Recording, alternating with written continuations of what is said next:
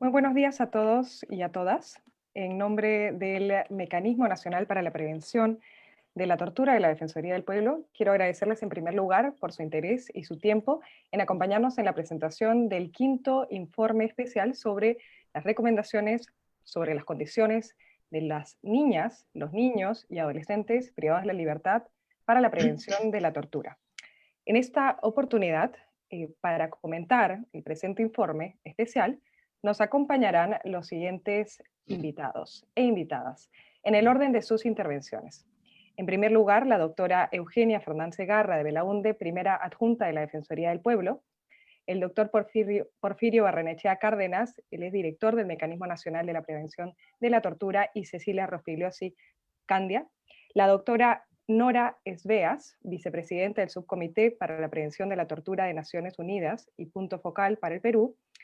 A su vez, también nos acompañará la doctora Ana de Mendoza, representante de UNICEF en el Perú, y a su vez también la doctora Soledad Pérez, representante de UNICEF en el Perú. Y luego terminaremos con una ronda de preguntas en donde podrán formularla a cada uno de los participantes el día de hoy. Dicho esto, entonces empezamos la ponencia con las palabras de la doctora Eugenia Fernández Segarra. Adelante, doctora. Muchas gracias. Buenos días a todos y todas.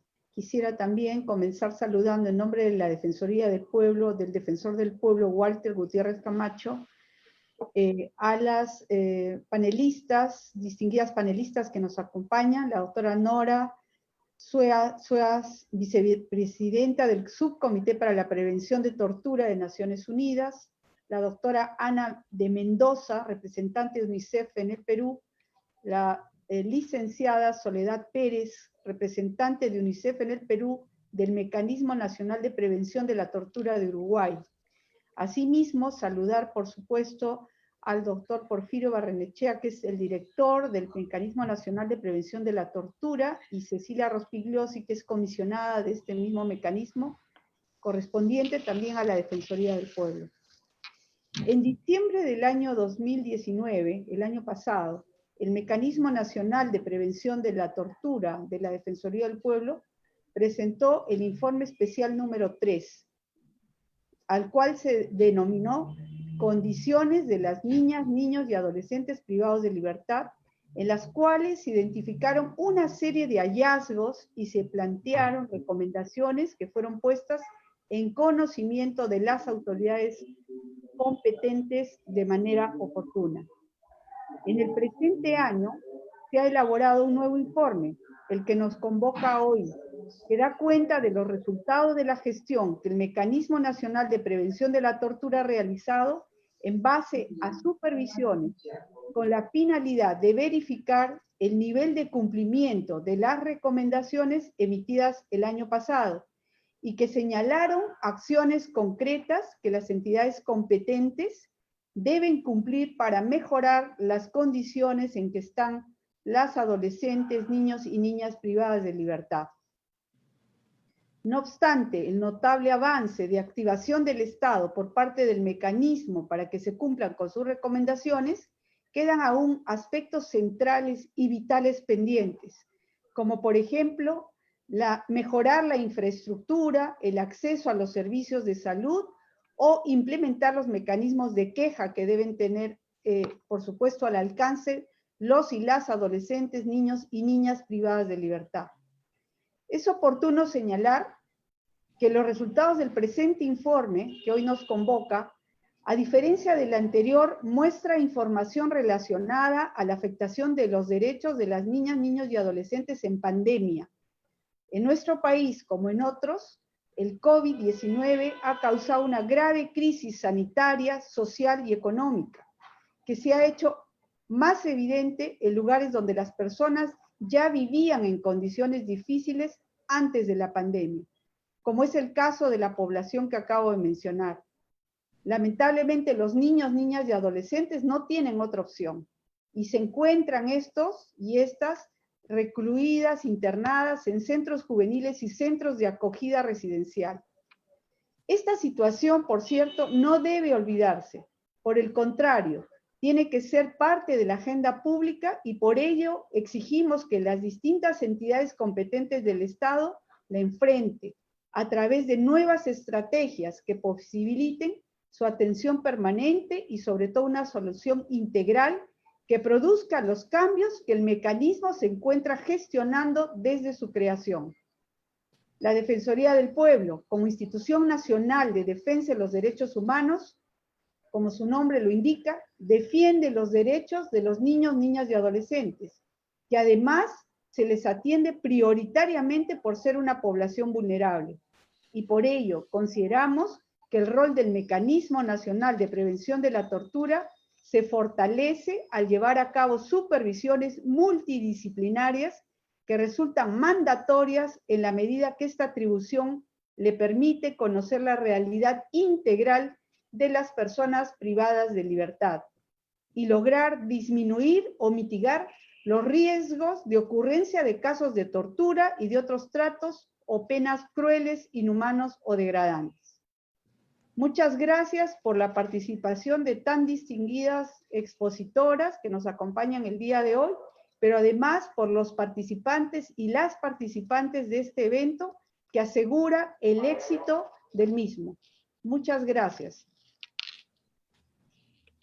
Muchas gracias, doctora Fernández. Aprovecho la oportunidad para hacer una aclaración sobre el cargo de la doctora Soledad Pérez, quien es representante del Mecanismo de Prevención de Tortura de Uruguay. Dicho eso, enseguida pasamos a la exposición a cargo del doctor Porfirio Barrenechea y Cecilia Rospigliosi Candia, quien es comisionada del Mecanismo Nacional, por un periodo de 30 minutos. Adelante, doctor Porfirio. Bueno, sí, muy buenos días con todos y con todas. Doctora Eugenia Fernández Segarra, primera adjunta al Defensor del Pueblo. Doctora Nora Esbeas, vicepresidenta del Subcomité para la Prevención de la Tortura.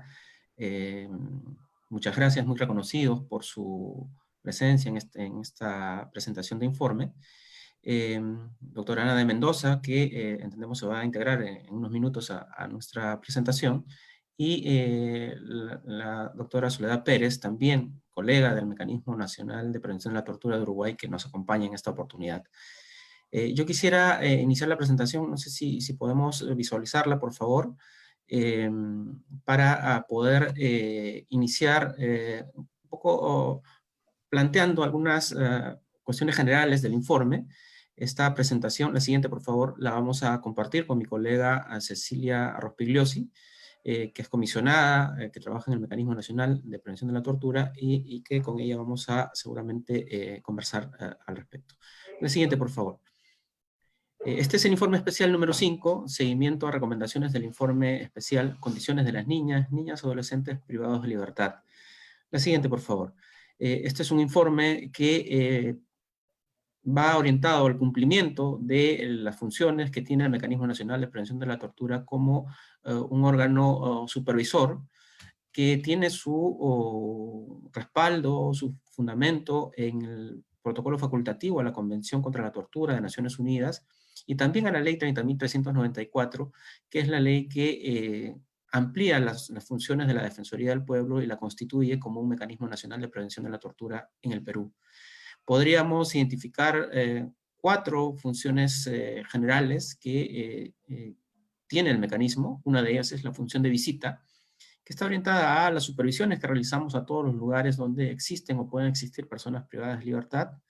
La función de asesoramiento, que tiene que ver con las recomendaciones a las autoridades, las propuestas legislativas, revisar reglamentos, normas, y en general temas vinculados a las personas privadas de libertad. Una función educativa, que tiene que ver con la capacitación al personal civil, militar, médico, funcionarios, funcionarias, otras personas involucradas incluso en el trato a todo individuo privado de libertad. Y una función de cooperación que va de la mano con el diálogo, con el intercambio, con las autoridades de otros mecanismos de prevención de la tortura y con las partes interesadas también en la prevención de la tortura y de los malos tratos. La siguiente, por favor. La Convención sobre los Derechos del Niño prohíbe que todo niño sea sometido a torturas y a otros tratos o penas crueles, inhumanos o degradantes. Ni a la pena capital, ni a la prisión perpetua, sin posibilidad de excarcelación por delitos cometidos por menores de 18 años de edad. Así lo establece el artículo 37A de la Convención. Y el artículo 37C señala que, o dispone que los niños privados de libertad sean tratados con humanidad y respeto, reconociendo su dignidad humana y teniendo en cuenta las necesidades de su edad y el interés superior del niño. La siguiente, por favor. Bueno, el informe que presentamos tiene como sustento, como respaldo, un informe que presentamos en diciembre del año pasado, pero este informe que presentamos ahora se da en el marco de 2 circunstancias especialmente importantes que quisiéramos mencionar.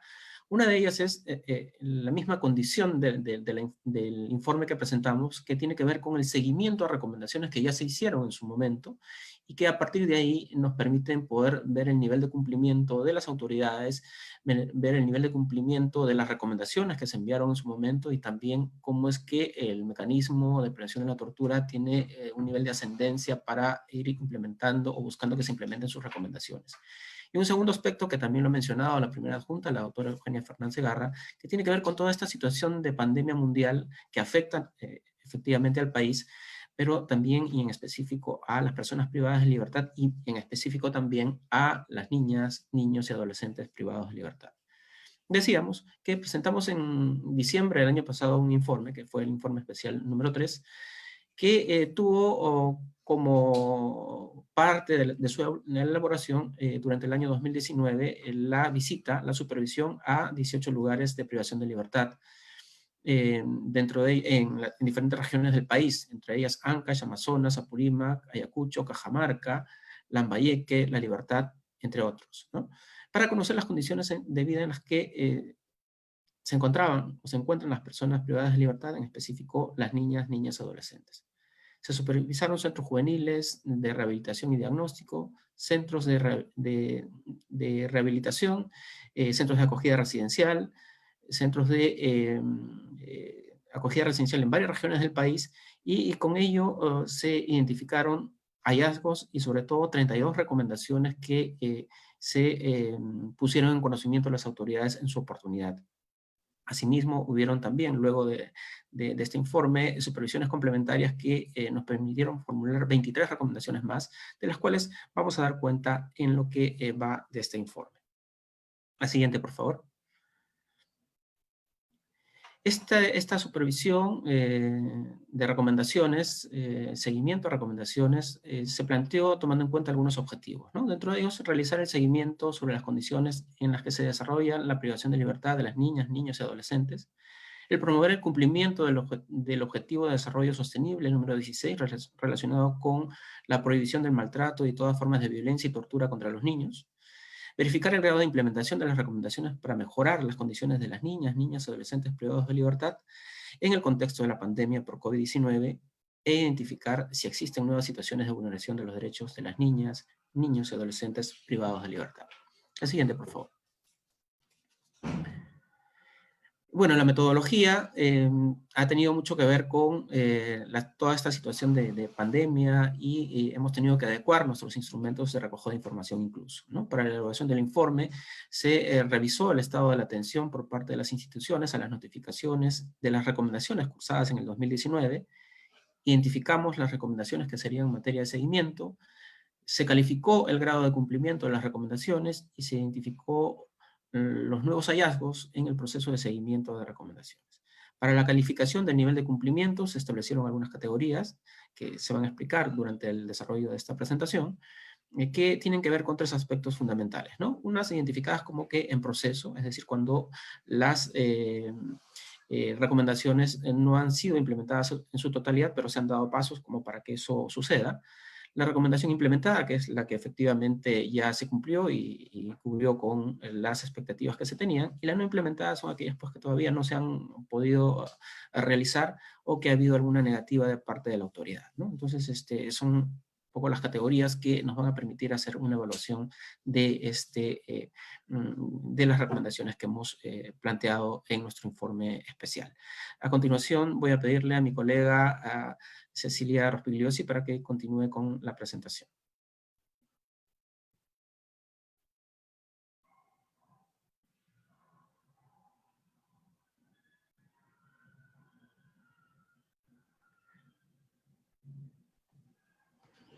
Buenos días. Buenos días con todas y todos. Continuando con la exposición, en cuanto a los instrumentos de recojo de información que utilizamos en las supervisiones de iniciales, así como de seguimiento, emitimos durante este periodo de la pandemia oficios reiterativos para solicitar respuesta, uso de herramientas digitales también, como los correos electrónicos, reuniones virtuales vía Zoom, llamadas telefónicas, videollamadas a través del WhatsApp. Solicitamos también el envío de fotografías de los lugares de privación de libertad para tener un sustento de la respuesta que nos daban las autoridades, ¿no?, a las recomendaciones. Mediante estos instrumentos de recojo se dieron pautas, ¿no? Las reuniones de vía Zoom, por ejemplo, ¿no?, para la correcta remisión de la información, para que también podamos hacer nosotros una correcta calificación del estado de las recomendaciones. Siguiente, por favor.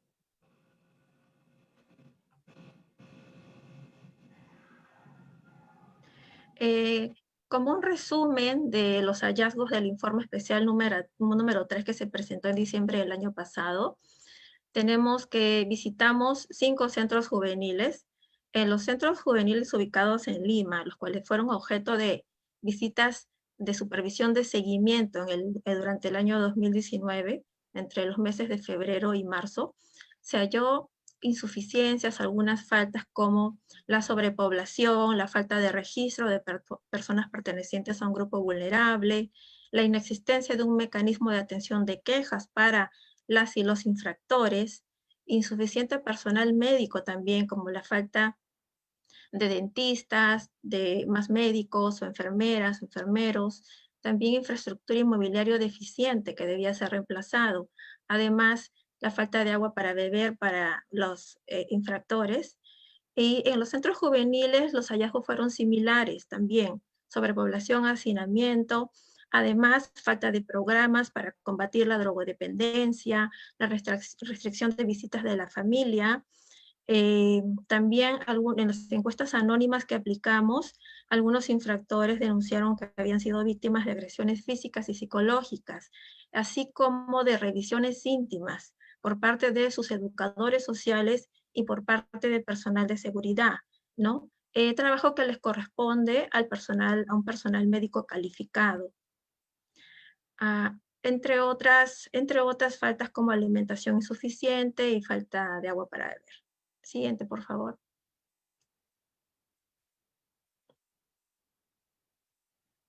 También visitamos centros de protección de niñas y adolescentes de la policía, que actualmente ya no vienen recibiendo a niñas y adolescentes en desprotección familiar, pero sí a adolescentes infractores a la ley penal. Las supervisiones realizadas el año pasado al Centro de Protección de Zarumilla, San Juan de Miraflores, Salamanca y La Punta, ubicados en la ciudad de Lima y Callao, se encontraron algunas faltas y carencias, como en el Centro de Protección de Zarumilla, encontramos que había sido calificado en riesgo alto por Defensa Civil y hasta la fecha esta calificación todavía no ha sido subsanada. Asimismo encontramos mobiliario inadecuado para el descanso de menores, de adolescentes, infractores, como camarotes de cemento, ¿no? Asimismo, la falta de rampas de acceso y servicios higiénicos accesibles para personas con discapacidad. Siguiente.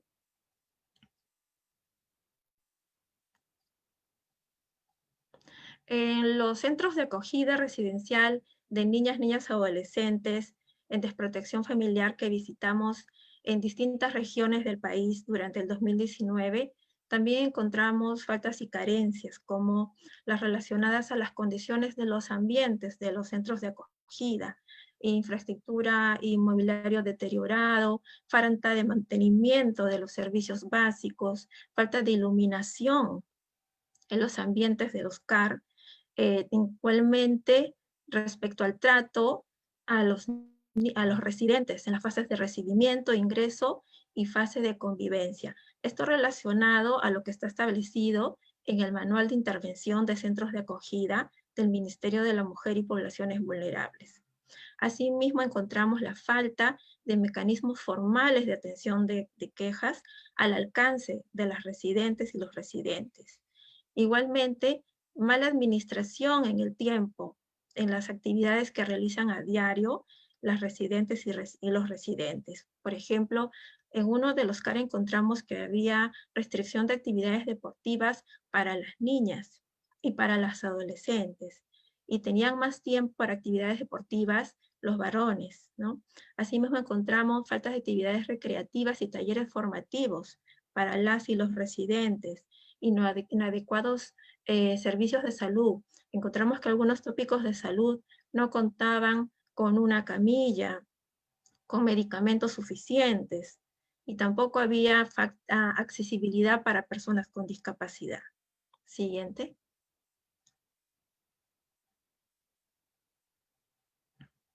Aparte de estas supervisiones que forman parte del informe especial número 3, el mecanismo también realizó supervisiones complementarias, que fueron 7, a 2 centros juveniles más, que son los de Pucallpa y el de Arequipa, y asimismo 5 centros de acogida residencial. De estos 5, 4 fueron centros de acogida especializados para víctimas de trata y de explotación sexual, que tenían a su cargo a adolescentes, mujeres adolescentes, y un CAR básico, que es el CAR Aldea Infantil Santa Mónica de Iquitos. Siguiente.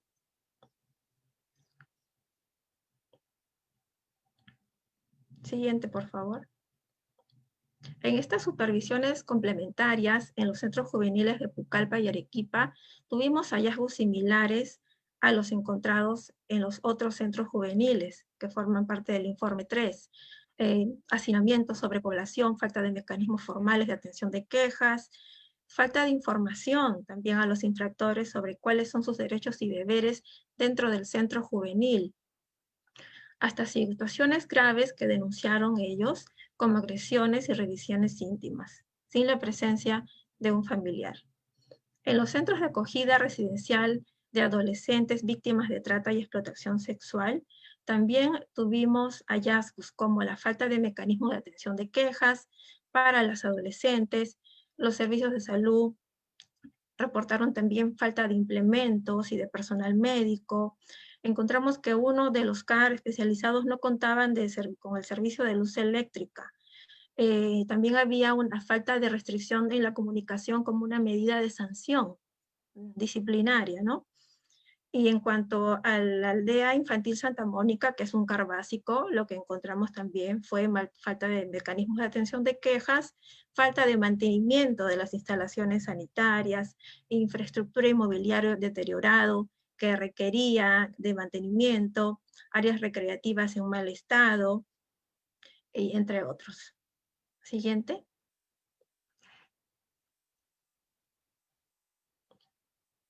Luego de la revisión de las respuestas remitidas por las instituciones a las cuales emitimos recomendaciones y la calificación de las recomendaciones, del estado de las recomendaciones, tenemos el siguiente resultado.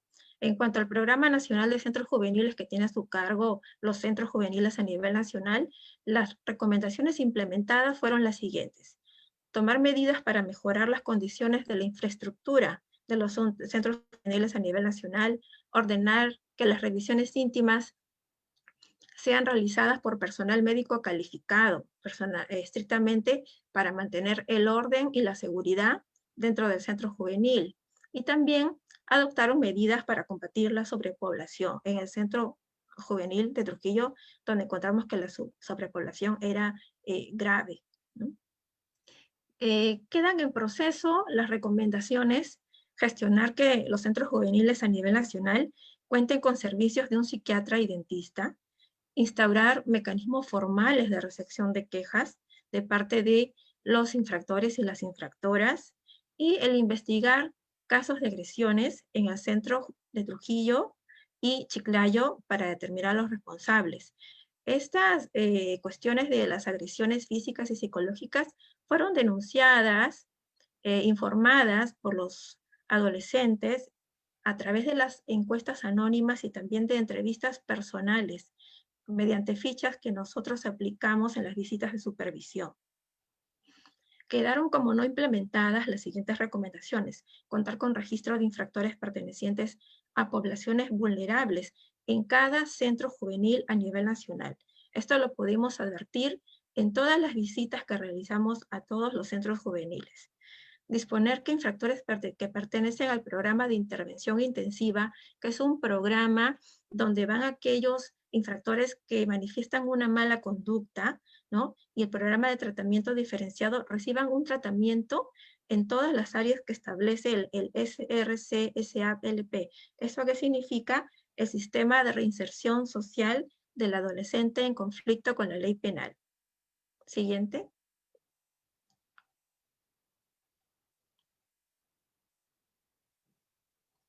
En cuanto a las recomendaciones dirigidas a la Dirección de Seguridad Ciudadana de la Policía, que tiene a su cargo los centros de protección de niñas y adolescentes, tenemos como implementadas las siguientes recomendaciones: tomar medidas para que las condiciones de custodia respondan a necesidades básicas y diferenciadas de las y los adolescentes, implementar mecanismos formales para el trámite de quejas, al alcance de los menores y también de su familia y otros interesados, e implementar un procedimiento para que tengan un tratamiento gratuito en caso de presentar algún problema de salud.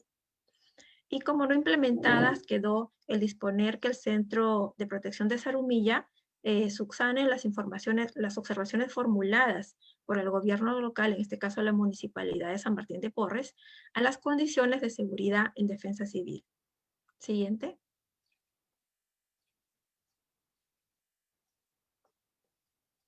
En cuanto a las recomendaciones dirigidas al Ministerio de la Mujer y Poblaciones Vulnerables, tuvimos que todas aquellas recomendaciones que forman parte del informe número 3 fueron implementadas, lo cual saludamos. Una de esas recomendaciones es disponer acciones para que la Aldea Infantil Virgen del Rosario de Apurímac, la Casa de la Niña de Belén de Cajamarca, Santa Rosa de Trujillo, Virgen de la Paz de Lambayeque y el Puricultorio Pérez Araníbar de Lima obtengan la constancia de acreditación ante el registro de instituciones del Ministerio de la Mujer y Poblaciones Vulnerables.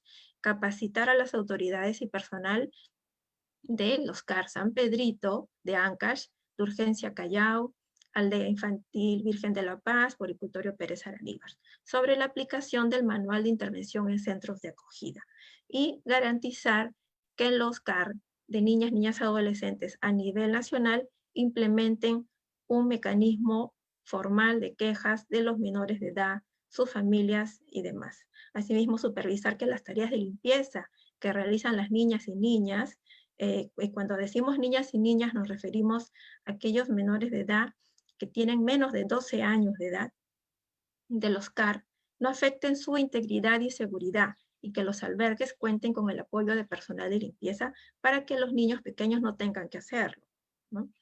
y supervisar que los CAR visitados por nosotros, por el Mecanismo Nacional de Prevención de la Tortura, sean supervisados por la Dirección de Políticas de Niñas, Niñas y Adolescentes. Siguiente. Hicimos también recomendaciones a los gobiernos regionales que tienen a su cargo aldeas infantiles, centros de acogida.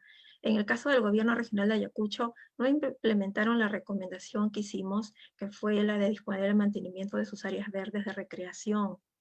En el caso del gobierno regional de Apurímac, implementaron las recomendaciones, disponer que se tomen medidas para contrarrestar la sobrepoblación de la aldea infantil Virgen de Rosario de Bancay, que es el único centro de acogida existente en esta ciudad de Bancay, que pertenece al gobierno regional de Apurímac. Implementar medidas para mejorar las condiciones de la infraestructura y servicios básicos también de este CAR y asegurar que tengan mantenimiento periódico. Siguiente.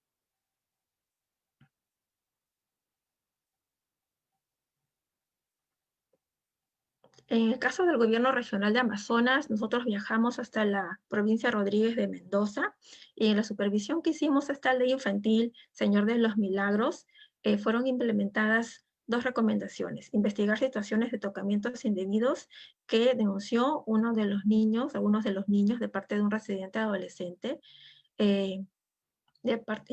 residente en la aldea, y también mejorar las condiciones del tópico del CAR. Encontramos que no tenían varios implementos, falta de medicamentos, ¿no? Y bueno, era urgente la implementación de esta recomendación. Y en proceso quedó la recomendación implementar medidas para mejorar las condiciones de su infraestructura, mobiliario y servicios básicos, y asegurarse que tengan un mantenimiento periódico. Siguiente. En el caso de la Sociedad de Beneficencia de Cajamarca, que tiene a su cargo la Casa de la Niña de Belén de Cajamarca, que aloja a niñas y adolescentes mujeres, ¿no? Ellos implementaron 2 recomendaciones: medidas para mejorar las condiciones de infraestructura, mobiliario y servicios básicos de la Casa de la Niña de Belén, y así como mejorar las condiciones de su tópico. En la visita que realizamos el año pasado, encontramos que en el tópico no tenían agua potable, no tenían un lavatorio, y en el mismo tópico habían puesto cunas donde pernoctaban los bebés, por falta de un ambiente especial para los más pequeños, ¿no? Para los bebés. Esa recomendación fue implementada, felizmente. Y quedó en proceso la recomendación: gestionar que el CAR Cajamarca cumpla con las medidas de seguridad en defensa civil, ¿no? Para que, como tenían que implementar señales de evacuación y otros mecanismos de seguridad. Siguiente.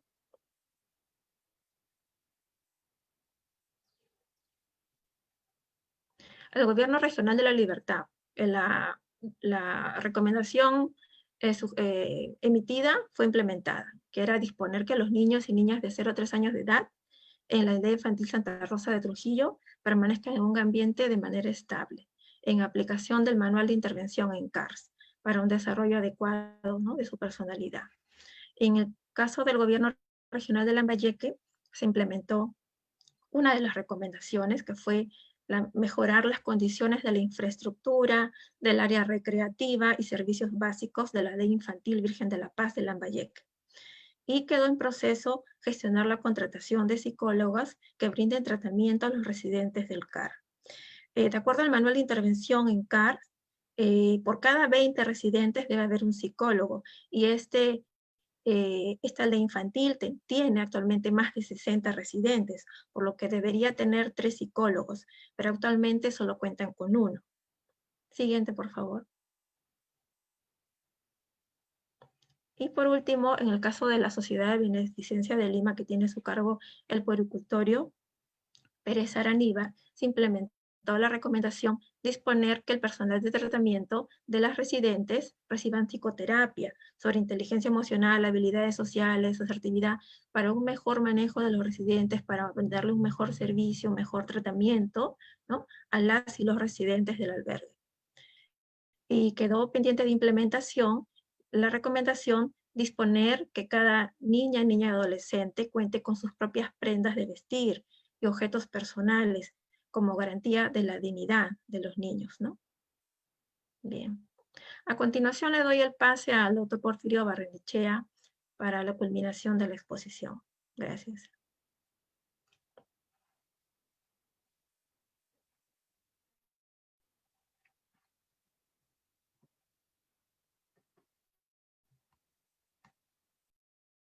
Porfirio, el audio, el micrófono. Sí, mencionábamos que lo que se viene presentando justamente tiene que ver con el seguimiento a cada una de las recomendaciones que se presentaron en el informe del 2019. Y ahora vamos a ver un poco aquello que mencionó Cecilia, pero en cifras, en porcentajes, que pudieran un poco marcar el panorama también en relación a lo que tenemos de resultados, ¿no? Tomando en cuenta las 32 recomendaciones que se establecieron en el informe especial número 3, en donde instituciones vinculadas a las niñas, niños y adolescentes privados de libertad tienen una identificación en cuanto a cantidades y porcentajes. Estamos identificando ahí al PRONACEJ, a la Policía Nacional del Perú, al Ministerio de la Mujer y Poblaciones Vulnerables, a los gobiernos regionales y también a las sociedades de beneficencia pública, ¿no? Lo que resalta en este cuadro, en estos cuadros, es mencionar, por ejemplo, que el Ministerio de la Mujer y Poblaciones Vulnerables tuvo 5 recomendaciones y las 5 fueron implementadas. Muy importante, por cierto, la predisposición de la Dirección de Políticas del Ministerio de la Mujer, que ha participado y ha colaborado bastante con la información que requeríamos para conocer si se implementaron o no las recomendaciones. Luego tenemos instituciones como PRONACEJ, que tiene contabilizadas 9 recomendaciones, de las cuales ha cumplido o ha implementado 3, lo que representa un 33% del nivel de cumplimiento. La Policía Nacional con 4 recomendaciones, 3 de ellas implementadas, lo que representa un 75%. Los gobiernos regionales, mencionados en la presentación del informe, en general tienen 9 recomendaciones, de las cuales se han cumplido 6, lo que representa 66% de las recomendaciones. Y finalmente las sociedades de beneficencia, con 5 recomendaciones, implementadas 3, que representa el 60% del total de recomendaciones establecidas en el informe especial. La siguiente, por favor. En general, podríamos decir que todas estas instituciones mencionadas han cumplido 20 recomendaciones de las 32 que se plantearon. En porcentajes podríamos mencionar que el 62% de estas instituciones finalmente cumplió con las recomendaciones. El porcentaje es el nivel de cumplimiento. 5 recomendaciones, es decir, 16% todavía están en proceso, y 7 de ellas, es decir, el 22%, no han sido implementadas y a las cuales seguramente tendremos que darle seguimiento continuo más adelante para ver qué está pasando, qué es lo que se tiene que hacer para que se implemente, ¿no? La siguiente, por favor. En relación a las supervisiones complementarias y a las 23 recomendaciones que se obtuvieron luego de las mismas, también las mismas instituciones, ¿no? PRONACEJ, Policía Nacional del Perú, Ministerio de la Mujer y Poblaciones Vulnerables, gobiernos regionales, tienen ahí un nivel de cumplimiento que quisiéramos compartir con ustedes, ¿no? El PRONACEJ, que en estas 23 recomendaciones ha identificado 6, de las cuales ha cumplido 4, lo que representan un 66% del nivel de cumplimiento. La Policía Nacional del Perú, una recomendación que fue implementada, así que está en su totalidad. El Ministerio de la Mujer y Poblaciones Vulnerables, 10 recomendaciones, de las cuales se implementaron 8, estamos hablando de alrededor de un 80%, y los gobiernos regionales, 6 recomendaciones complementarias, de las cuales cumplieron 4, lo que representa un porcentaje de 66%. La siguiente, por favor. De estas 23 recomendaciones complementarias, podemos mencionar en general que se cumplieron 17, de las cuales, o que representan el 74%,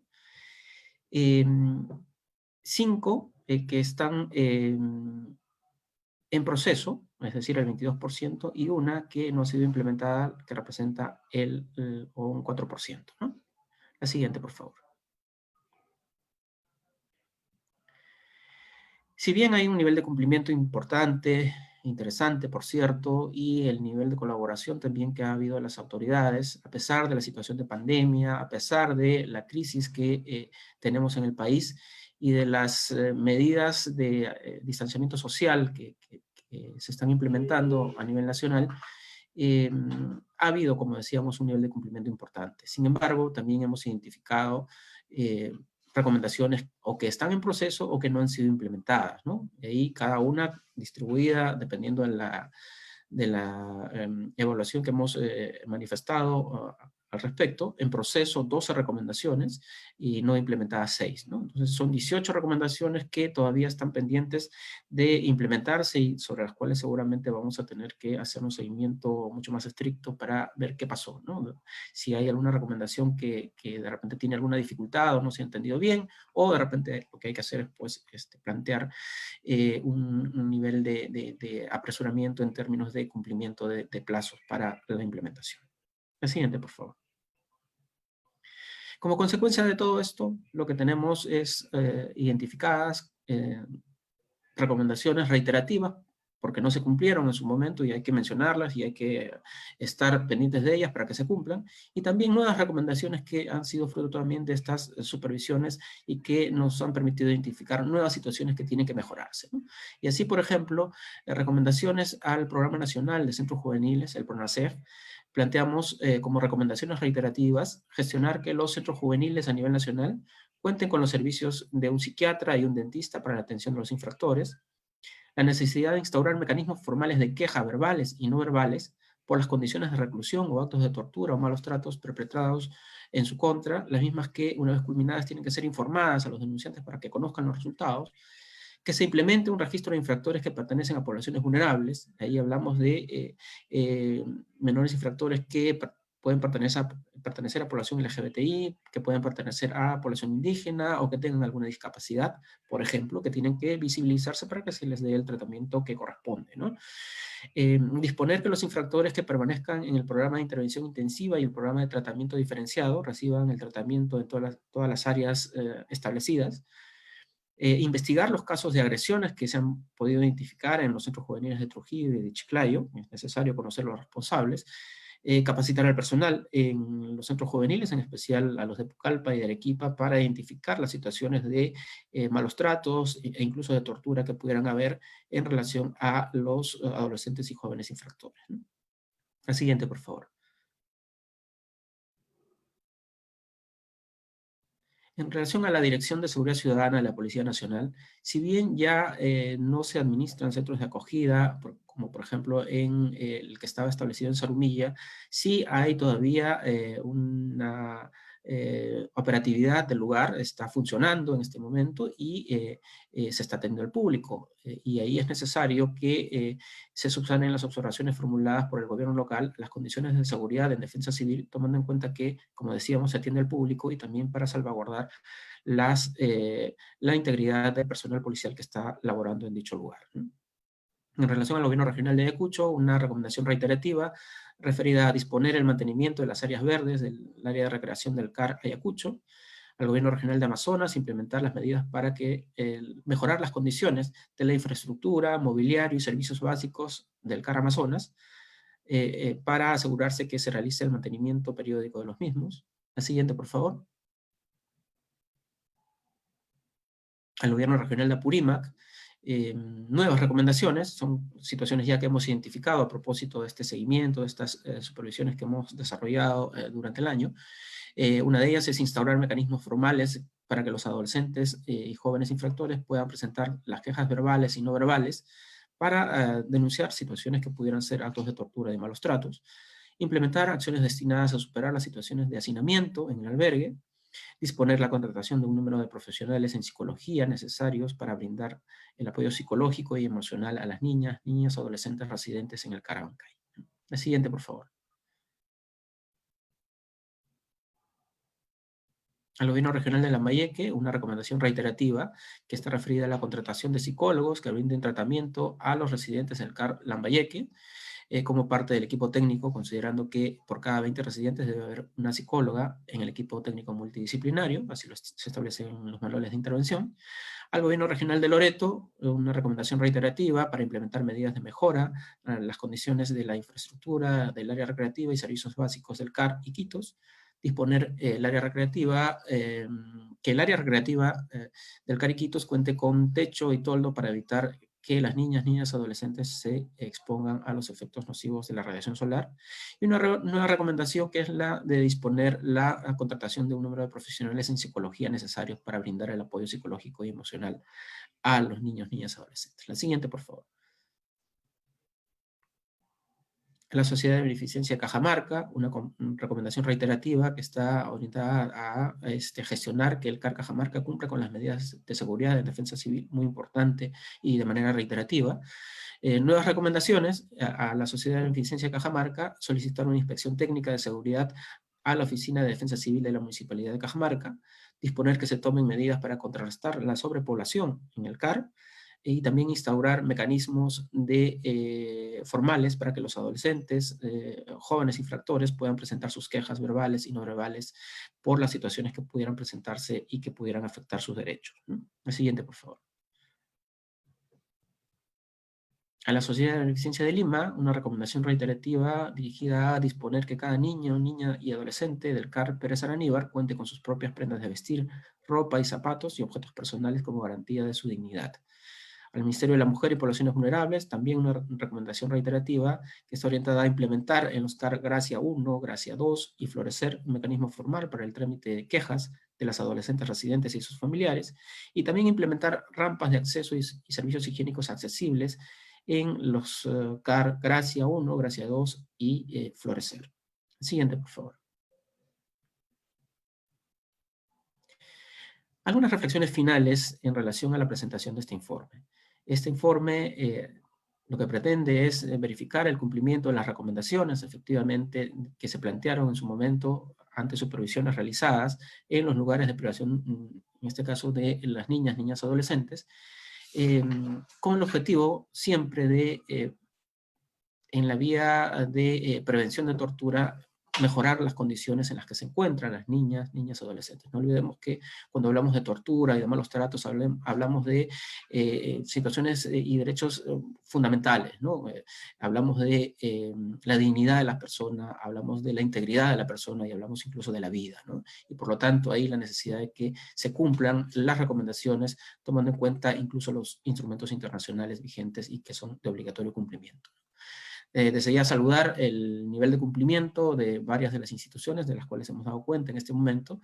Sin embargo, más allá de verificar que incluso más del 50% de las recomendaciones han sido implementadas, no debemos distraernos de la necesidad de un seguimiento constante del Mecanismo Nacional de Prevención de la Tortura, de las recomendaciones pendientes de implementar, ni de la continuación de las supervisiones en los mismos lugares visitados y en otros que no se hicieron en el país, para seguir contribuyendo a hacer visibles las condiciones en las que se encuentran las niñas, niños y adolescentes privados de libertad.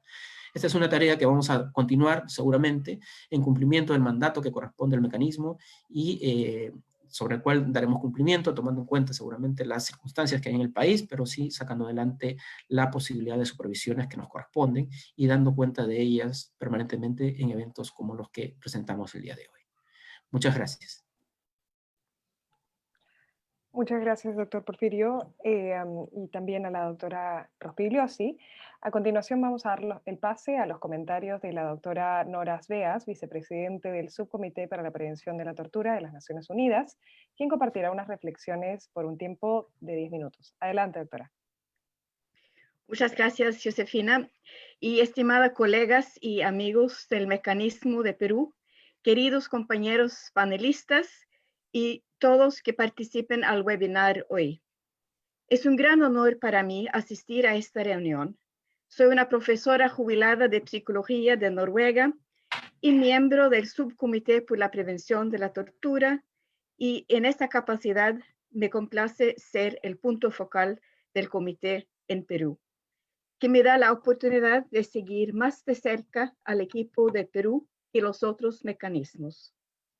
Y en 2018 tuve la buena oportunidad de reunirme con las buenas personas afiliadas en el mecanismo para unos días de discusión y reflexión. Hoy, por supuesto, comentaremos un informe muy completo, pero es alarmante y muy importante, y eso sería publicado hoy, y nosotros vamos a comentar en este panel un informe que en su totalidad está dedicado a la situación de niños y jóvenes en establecimientos cerrados. En primer lugar, centros de acogida residencial para los niños y jóvenes menores y los centros juveniles para los que están en conflicto con la ley. Pero antes de hablar sobre el informe en sí, quiero decir algunas palabras sobre el SPT y en general, y específicamente sobre el trabajo en curso debido a la pandemia. Pero también quería mencionar y subrayar de nuevo la importancia que tiene el informe y la supervisión y recomendaciones. Y es muy, muy impresionante, yo creo, el nivel de cómo han implementado las recomendaciones, pero voy a volver a estos comentarios. El Subcomité de ONU para la Prevención de la Tortura está integrado por 25 miembros y tiene un mandato de visita, es decir, visitar los lugares donde se encuentran personas privadas de libertad en diferentes tipos de lugares correspondiente a los mandatos de los mecanismos preventivos.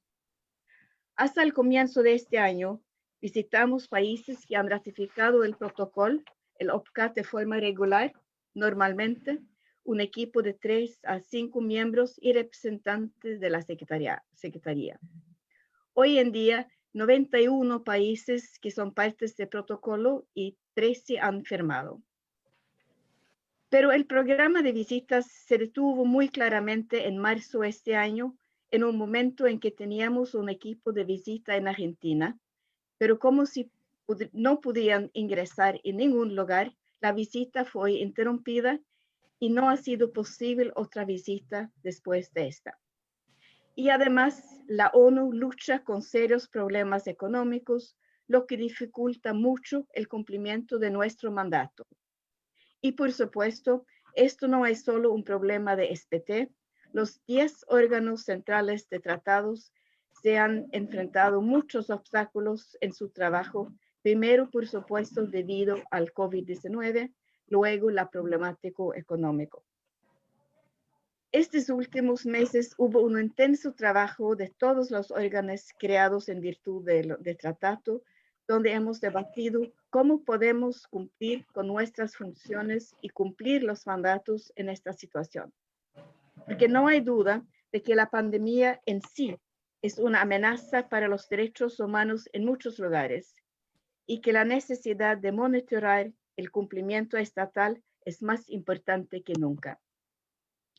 Sabemos que muchos gobiernos han iniciado acciones oficialmente para combatir la pandemia, que solo pueden interpretarse como violaciones de derechos, incluso en situación de emergencia.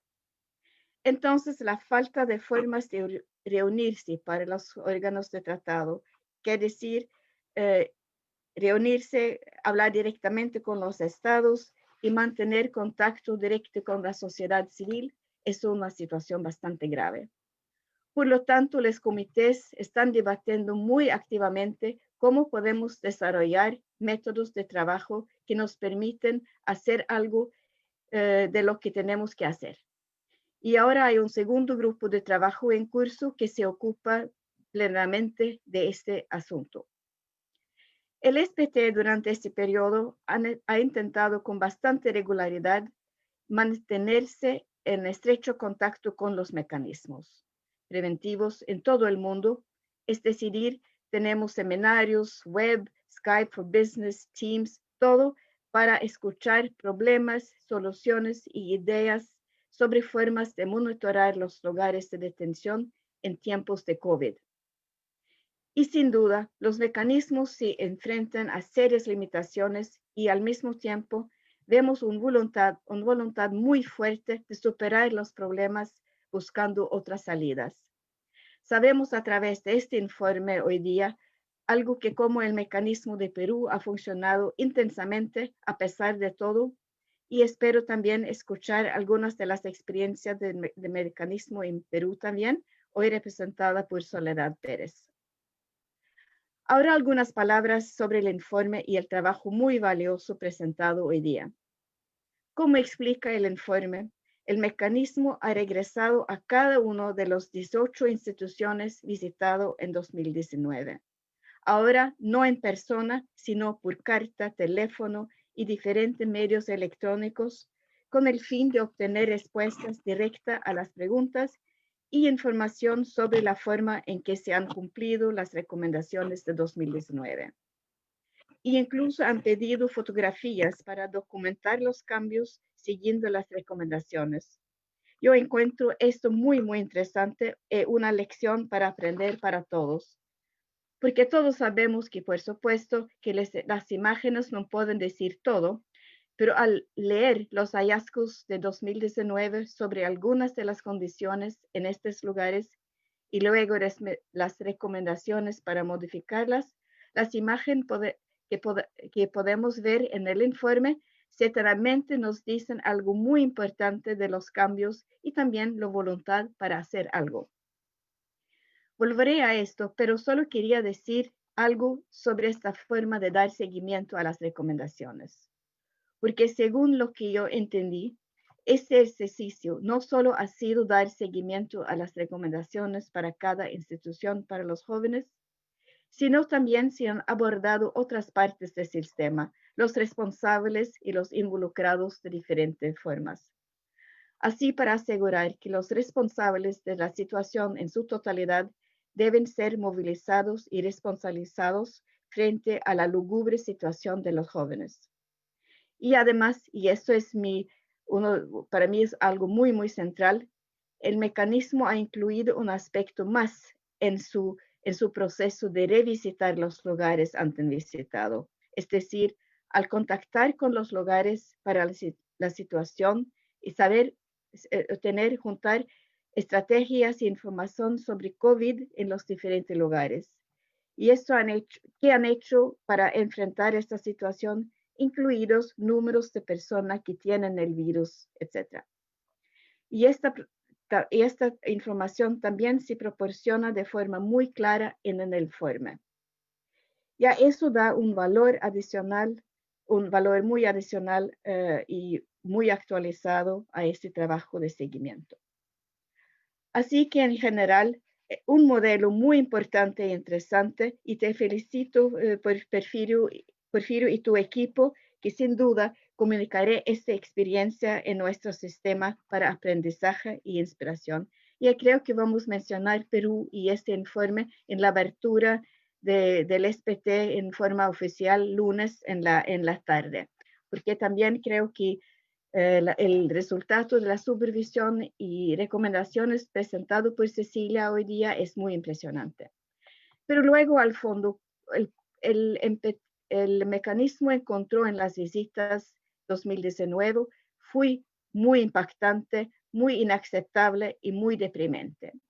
Y nos presentaban los hallazgos muy concretos, lamentablemente, dentro del informe, y ya sabemos que hay grandes cambios en este corto tiempo, pero yo creo que quería mencionar de nuevo los problemas que yo leí más importantes, como los falta de registro de población vulnerable, un hacinamiento muy fuerte, hasta 40 en salas para 12, sobrepopulación en los centros, servicios de salud muy ineficientes, incluyendo falta de programas para drogadicción, problemas con alimentación y bebida, contacto con familia muy restringida y también falta de mecanismos formales para quejas, etc. Todos estos mencionados por Porfirio y Cecilia hoy día. Pero también sabemos a través de los últimos PowerPoints también cuántos puntos en estos han sido cambiados durante el periodo y sí es algo que un proceso que debía seguir adelante. Pero ahora existe una relación establecida entre los lugares y entre el mecanismo es un terreno importante para futuros reformas y desarrollos. Yo le pregunté a Porfirio ayer cómo habían reaccionado las instituciones a este informe, porque algunos de hallazgos son muy dramáticos y alarmantes.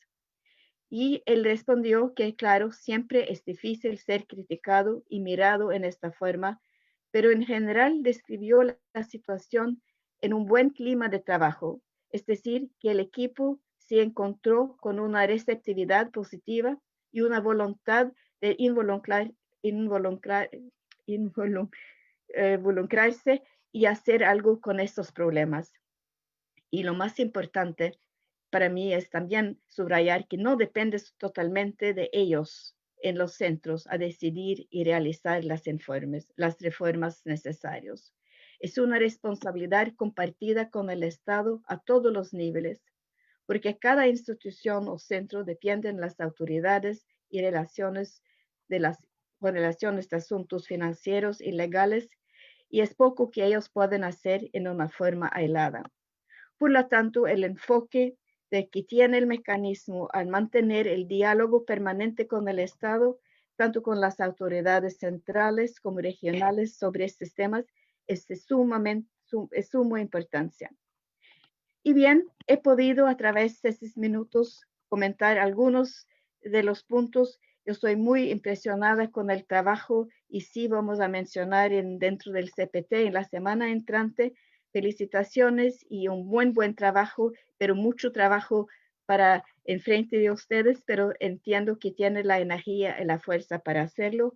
Muchas gracias y gracias por su atención. Muchísimas gracias a la doctora Esveas.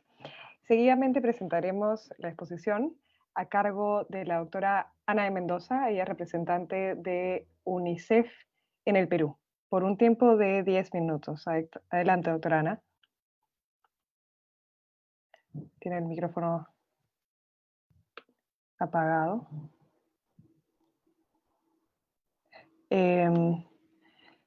A ver, está teniendo algunos problemas con el micrófono.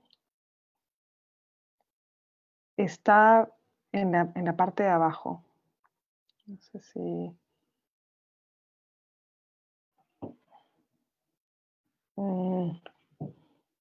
quizás si nos comunica por el chat. Todavía no se le escucha.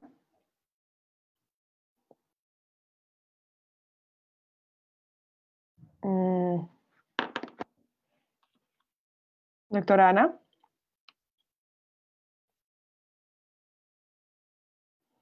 Bueno, estamos teniendo algunos problemas de conexión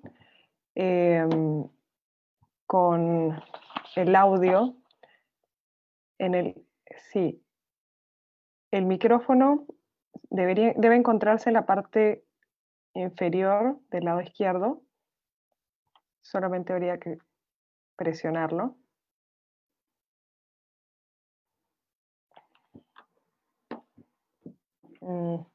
Bien. Ya, estamos, bueno, disculpen los problemas técnicos del audio. Si no, ¿le parece si pasamos mientras se van arreglando los problemas para que, por favor, la doctora Soledad Pérez, que está ya con nosotros, representante del Mecanismo Nacional de Prevención de la Tortura de Uruguay, para que pueda brindarnos unos comentarios por un tiempo de 10 minutos. Adelante, doctora.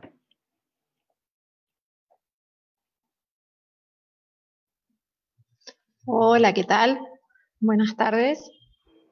Aquí ya estamos pasadas las 2 de la tarde. Es un gusto comunicarnos con ustedes desde el MNP de Uruguay. Antes que nada, algunas aclaraciones, que hablo desde el MNP de Uruguay porque en algunas de las presentaciones se comentó desde UNICEF Perú y claramente no era yo, y tampoco soy doctora. Soy magíster y soy licenciada en 2 disciplinas, pero bueno, la verdad que es un gusto esta convocatoria, sobre todo esta mirada específica a la infancia en privación de libertad. Para nosotros, yo tenía una presentación que no sé bien en qué momento la van a colocar, pero bueno, para nosotros siempre es un desafío. Siguiente, por favor. Como comentábamos por acá. Un desafío y un deber, mirar a la infancia y a la adolescencia desde un mecanismo nacional de prevención de la tortura. Que, bueno, en el caso de Uruguay, acá se monitorea tanto al sistema de responsabilidad penal juvenil, pensando en infancia y adolescencia, así como también al sistema de protección. En mi caso pertenezco al equipo técnico que monitorea el sistema de protección en Uruguay. Esta es una experiencia que no suele ser común en lo que tiene que ver con los MNPs, al menos aquí en la región y con los que hemos tenido intercambios. Por eso nos parece muy importante y nos gratifica haber sido invitados a este evento desde el MNP Perú y conocer lo que ustedes están produciendo y trabajando y lo que ustedes han desarrollado a través de estos informes. Por eso traíamos acá esto que lo tomé de uno de los informes de ustedes justamente, la definición de privación de libertad, que está sumamente claro ahí, lo que comprende, que abarca todos los lugares donde los niños, niñas y adolescentes podrían estar en esa condición, donde no pueden salir por sus propios medios. Pero esto que podría parecer evidente, probablemente para todos quienes estamos aquí, como expositores o como invitados, espectadores, a veces no es tan evidente o no nos ha resultado tan evidente en discusiones o en intercambios que podamos tener aquí con actores de organismos públicos o inclusive con técnicos pertenecientes al organismo público responsable de las políticas de infancia en Uruguay, que es el INAU, el instituto justamente que es este organismo rector. Entonces nos parecía fundamental tener presente siempre esta definición que es la que avala y nos comprende como MNP, que monitorea justamente centros de privación de libertad donde se encuentran niñas, niños y adolescentes. El siguiente, por favor.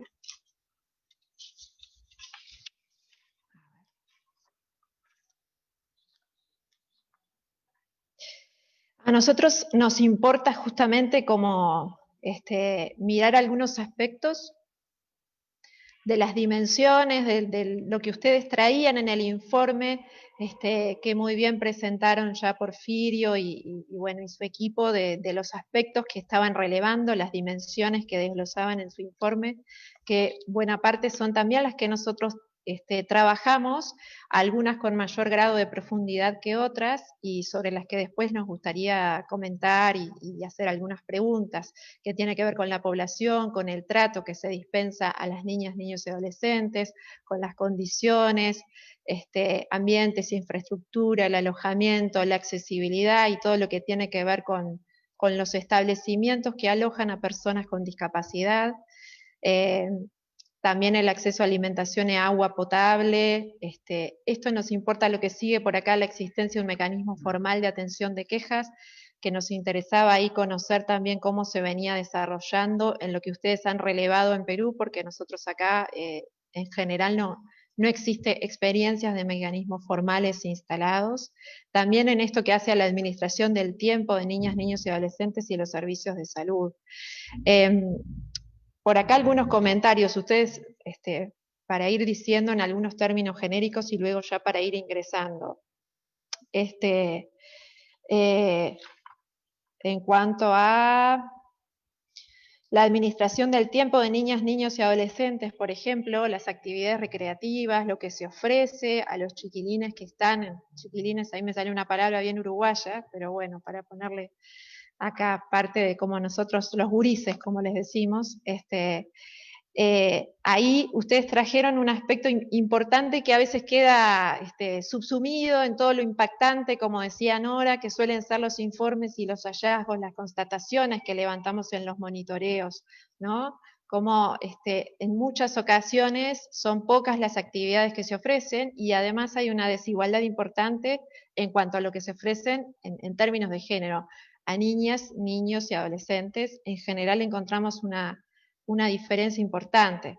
La existencia de mecanismos formales de quejas, acá es una práctica que por más que hemos recomendado, en general cuesta mucho implementarla, y el propio organismo responsable de esta política, que en el caso, para ir haciendo alguna diferencia con lo que ustedes traían respecto a cómo se trabaja en Perú y cómo que hay distintas administraciones, bueno, acá es un único organismo. Nos han preguntado a nosotros, bueno, ¿qué idea se les ocurre, por ejemplo, cuando hemos hecho recomendaciones de instalar mecanismos formales que garanticen confidencialidad, es decir, que sean anónimos, que protejan a los gurises que puedan hacer sus quejas, sus reclamos, y que además no los expongan a eventuales represalias, que es también lo que en muchas ocasiones a nosotros nos queda la inquietud de, bueno, ¿qué sucede después que el MNP deja ese lugar y bueno, culmina la visita con el trato que luego se verán expuestos esos chiquilines que tuvieron entrevista de pronto con nosotros? Respecto a los datos de población, ustedes acá traían y me quedé también con la inquietud al leer los informes de ustedes que en algunos casos no había un registro adecuado de los datos de los niños, niñas y adolescentes que se atendían, que es un tema, la verdad que bastante impactante. En el caso de Uruguay sí hay un sistema de información completo y bueno, accesible con sus falencias, pero que sí lleva un dato y una historia de las trayectorias de estos niñas, niños y adolescentes que en general suelen recorrer muchos centros del sistema de protección. Bueno, y por ahí, bueno, siguiente, a ver.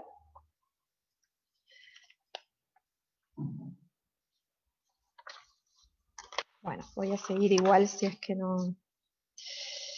Nosotros algunos elementos comunes que detectamos en cuanto al MNP de Perú y Uruguay, la violencia institucional instalada que aparece en el sistema de protección, que se expresa, que se traduce fundamentalmente en malos tratos, en violencia psicológica, en tratos inhumanos y degradantes.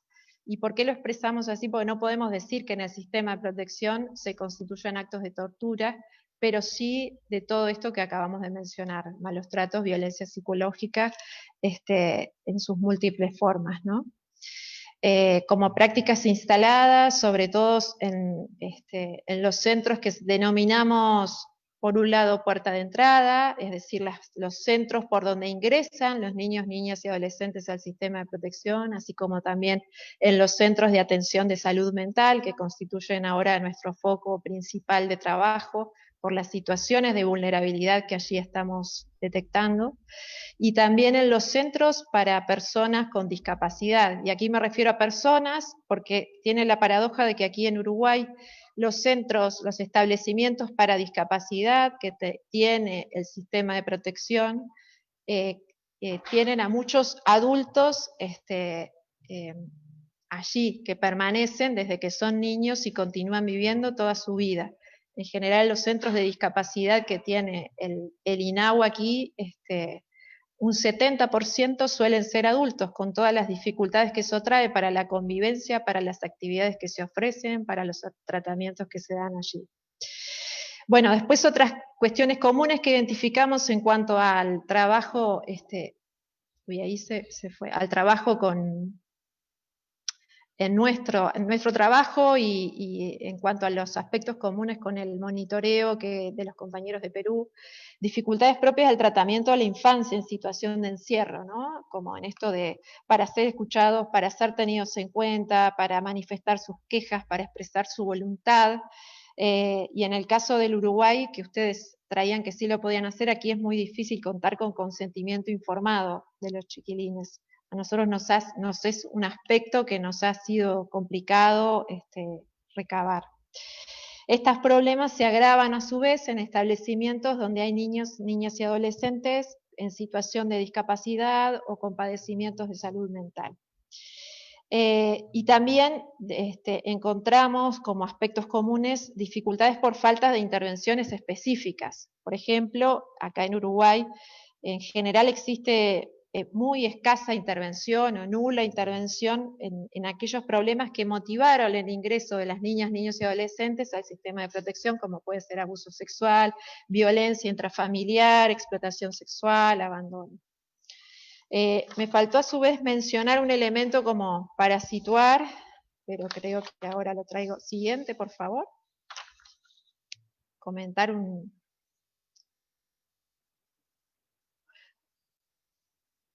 Bueno, acá veníamos con algunas preguntas que nos parecía relevante, a nosotros nos preocupa bastante en esto de, bueno, es muy importante colocar, instalar esto de que los MNPs tienen que mirar a la infancia, tienen que monitorear su situación, que no suele ser, sí a la infancia, o sea, a los infractores juveniles, eso sí en general está bastante instalado, no así a los infractores, a los chiquilines que están en centros, como mencionan ustedes en Perú, los identifican como los CAR, los centros de acogida residencial, o como les diríamos aquí, los centros de protección en Uruguay.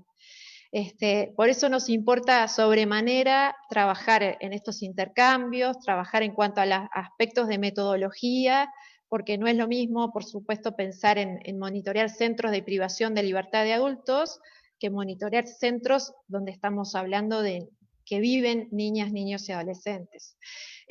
Nos sorprendía bastante que lo mencionaba hoy Porfirio, esto del cumplimiento de las recomendaciones, y ustedes traían un alto grado de cumplimiento. Entonces ahí traíamos algunas preguntas de cuestiones que a nosotros nos quitan el sueño, nos desvelan, que es esto de cómo trabajan ustedes la incidencia con los organismos públicos responsables. Esto que hoy también traían ahora, que es difícil ser criticado y a la vez ser mirado y llevar bien esas dos cosas. Bueno, cómo hacen ustedes esa incidencia con los organismos, cómo le dan difusión a sus informes, cómo es la comunicación que hacen ustedes de esos informes para que tenga conocimiento también hacia la ciudadanía. También nos importa conocer la metodología utilizada en las entrevistas a niñas, niños y adolescentes. Ustedes traían que hacen fichas, entrevistas grupales, entrevistas anónimas, también que hacen consentimiento informado para cada una de esas actividades. Para nosotros son asuntos importantes que hemos generado, sí, algunas instancias muy puntuales de entrevistas grupales, pero son prácticas que nos importa mucho incorporar y en forma más frecuente en esto de tal como dice los principios de la Convención, traer la voz de las niñas, niños y adolescentes en forma fehaciente, efectiva, dentro del monitoreo, que sean tenidos en cuenta, que sean escuchados. Bueno, nos importa conocer esas prácticas. Y también esto que ustedes traían de los mecanismos de queja, que hoy lo mencioné, ¿no? Esto de que a nosotros se nos ha planteado, lo planteamos como recomendaciones y nos han pedido propuestas en cuanto a en establecimientos para personas con discapacidad, cómo generar mecanismos de denuncias y de quejas que garanticen confidencialidad y los protejan frente a eventuales represalias. Para nosotros es también actualmente un nudo, una cuestión a seguir investigando de cuál sería la mejor manera. Aquí traigo también una cuestión que no recuerdo haberla leído en los informes de ustedes, si es que en los centros que ustedes monitorean, por ejemplo en los centros de atención de salud mental o en los centros para discapacitados, existen cámaras de seguridad, que sí es una práctica habitual en los centros de protección, reitero, en las clínicas, los que tienen que ver con clínicas de salud mental y centros para personas con discapacidad, la existencia de cámaras de seguridad en casi todos los ambientes, lo cual coloca precisamente un elemento de complejidad a la hora de pensar en entrevistas a los residentes que están allí, en cuanto a no exponerlos, a que puedan hablar y que lo que se diga en las entrevistas que mantengan con el equipo técnico del MNP, bueno, garantizarle su anonimato, ¿no? Ahí nosotros incluso hacemos entrevistas en los patios, buscamos de todas formas que sean en lugares abiertos para brindarles justamente esas garantías. Bueno, siguiente.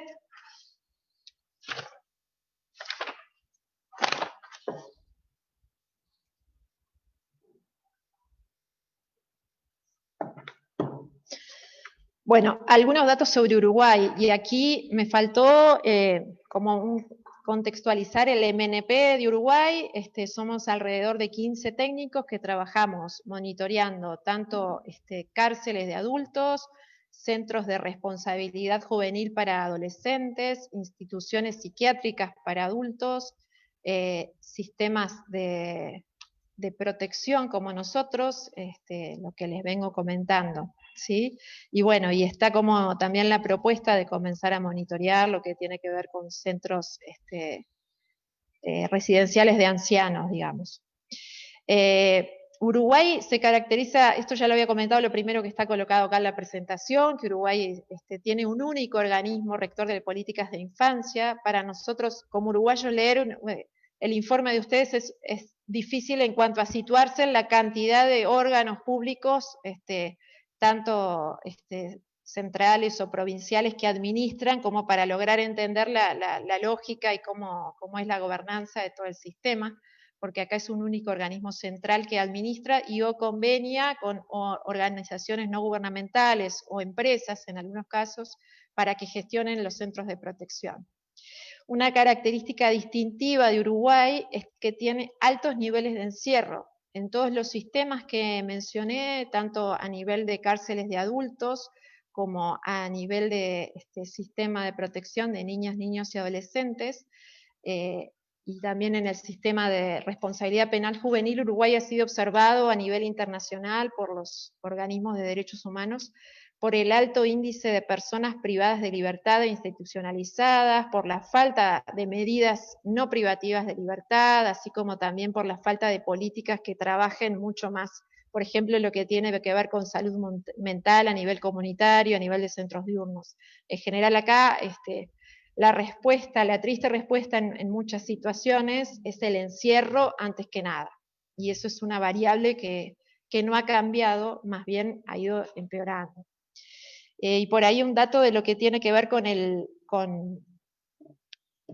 lo que es actualmente la población que nosotros monitoreamos, que se denomina así modalidad de atención integral en tiempo completo, lo que acá se llama hogares 24 horas, es decir, donde viven las niñas, niños y adolescentes, abarca 5.270 gurises que se distribuyen en 148 centros en todo el país. Y luego están lo que se denomina alternativa familiar, que son los centros, en realidad las familias de acogimiento, que ahí hay distintas modalidades, que abarca a mucha menos cantidad de niñas, niños y adolescentes, un poco más de 1.900.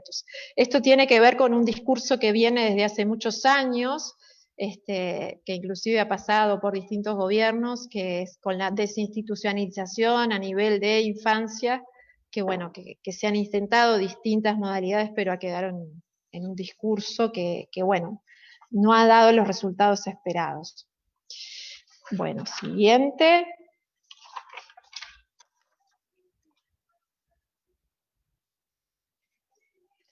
En cuanto a algunos elementos que han caracterizado el trabajo de estos años, que denominamos como hitos, como para ir haciendo una regla de tiempo, una cronología muy brevísima, desde el 2014, desde 2013 funciona el Mecanismo Nacional de Prevención de la Tortura aquí en Uruguay, funciona en la órbita de la Institución Nacional de Derechos Humanos. Cuando comenzó a funcionar, a los pocos meses se instaló este monitoreo del sistema de protección a la infancia, así como también el monitoreo al sistema de responsabilidad penal juvenil, con el apoyo de UNICEF, que UNICEF en Uruguay desde ese entonces nos apoya con recursos humanos. En aquel momento se hizo un proyecto muy importante, que fue realizar un diagnóstico global del sistema, porque hay muchísimos centros para lo que es la escala del Uruguay, en aquel momento eran más de 160 centros en todo el país. Se hizo una recorrida y se conoció el universo, prácticamente el total del universo del sistema, todos esos centros, se hizo un informe global. Del 2015 en adelante, a partir de ese diagnóstico global de sistemas, se hizo un monitoreo de centros focalizados, es decir, que centros que se miró con especial atención por la violencia institucional constatada. De 2016 a 2019 se trabajó bastante sobre el abordaje de situaciones de aquellos centros que atienden niñas, niños y adolescentes, y adultos también con discapacidad. Del 2016 en adelante se trabajó en el monitoreo de centros de salud mental, y a centros puertas de entrada, que son los centros transitorios, que deberían ser así, están concebidos así, por los cuales las niñas, niños y adolescentes ingresan al sistema de protección. Y bueno, haciendo acá un repaso muy rápido, en marzo de 2019, y a partir de las situaciones que veníamos detectando en los centros de atención en salud mental, en las clínicas de salud mental, se presentó una acción de amparo porque se detectó y se fue sistematizando que habían muchas situaciones de internaciones prolongadas, es decir, internaciones luego del alta médica otorgadas por sus psiquiatras tratantes de las niñas, niños y adolescentes en clínicas de atención a episodios agudos. Esa acción salió favorable y bueno, luego se siguió monitoreando y lamentablemente hoy en día la situación continúa igual, es decir, esa acción de amparo comprendió a 16 gurises, pero hoy en día la situación continúa siendo la misma, es decir, internaciones prolongadas luego de la alta médica con otros niños, niños y adolescentes y bueno, estamos viendo próximas acciones a seguir. En diciembre de 2019 se publicó una guía de monitoreo del sistema de protección que trae justamente esta preocupación por la metodología y por reflexionar y seguir mejorando nuestra metodología de trabajo como MNP que miramos el sistema de protección. Y en junio de este año publicamos un informe de monitoreo sobre el sistema de protección y la situación y las medidas tomadas frente a la pandemia. Y bueno, y en lo que estamos, siguiente por favor. Ahora les vamos a contar en lo que estamos, les mostramos apenas algunas fotos. La primera foto que está allí en el extremo izquierdo de la pantalla refiere a un centro puerta de entrada para adolescentes que estaba en pésimas condiciones y por el cual hemos efectuado denuncias frente al organismo responsable por situaciones, múltiples situaciones de violencia, malos tratos, falta de higiene, etc. La foto que está en el medio es una cuna jaula que está actualmente en un centro de discapacidad que alberga a más de 200 personas, desde niños muy pequeños hasta adultos, donde todavía se aplican y se utilizan este tipo de artefactos de cuna jaula. Y el último refiere a una sala, a un centro de atención de bebés, donde hay cunas así, muy pegadas, hacinadas. Bueno, el siguiente, por favor. Actualmente estamos trabajando sobre un proyecto que está mirando justamente la situación de las clínicas de atención en salud mental, haciendo un monitoreo más en profundidad y exhaustivo. Estamos mirando justamente, monitoreamos 12 centros de atención en salud mental que comprenden a los distintos tipos de clínicas que atienden tanto episodios agudos por un lado, lo que aquí se denomina centro de episodios agudos. Me están diciendo que ya estamos pasados, así que voy a ir un poco más rápido. La metodología utilizada es toma tanto el instrumento de calidad y derechos de la OMS, que es justamente para trabajar en los establecimientos de salud mental para adultos, que también cruza justamente el enfoque de derechos de infancia emanado de la Convención sobre los Derechos del Niño. Algunos de los problemas relevados, la imprecisión de los motivos de ingresos, las internaciones prolongadas, los malos tratos y las sanciones desproporcionadas. El siguiente, por favor. Bueno, ahí hay algunas de las fotos que corresponden a estas clínicas de salud mental, que refieren a las salas donde se aplican las medidas de contención. Y la siguiente, que ya es la última.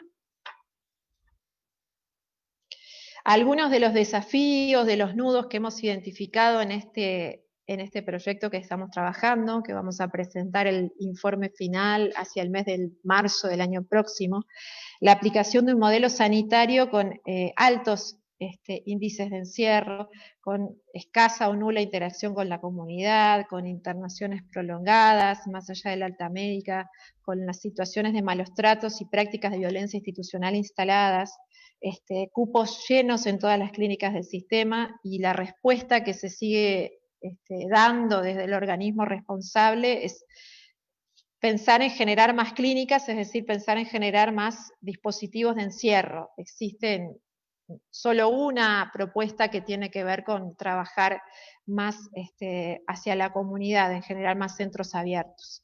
Y tampoco, por último, no existe coordinación entre los actores públicos responsables de dar respuesta a la atención en salud a la infancia y adolescencia. Y bueno, esto viene desde hace muchísimos años y nos genera mucha preocupación porque se trata de problemáticas que se profundizan y bueno, y no se resuelven. Así que bueno, disculpen que termine un poco corriendo, son temas impactantes y bueno, queda para seguir conversando mucho más, pero le doy paso entonces, muchísimas gracias, y le doy paso entonces al siguiente compañero, compañera panelista. Muchas gracias, Soledad. Bien, ahora sí podemos conectarnos con Ana de Mendoza, quien es representante de UNICEF en el Perú y tiene un espacio de 10 minutos para intervenir. Adelante, Ana.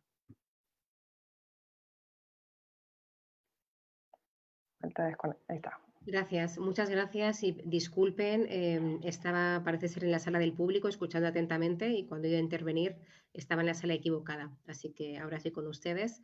Muchas gracias por invitarnos. Como saben, para UNICEF es extremadamente importante los temas que estamos tratando en el día de hoy. Quisiera saludar y felicitar por el seguimiento de las recomendaciones de este informe especial. Nos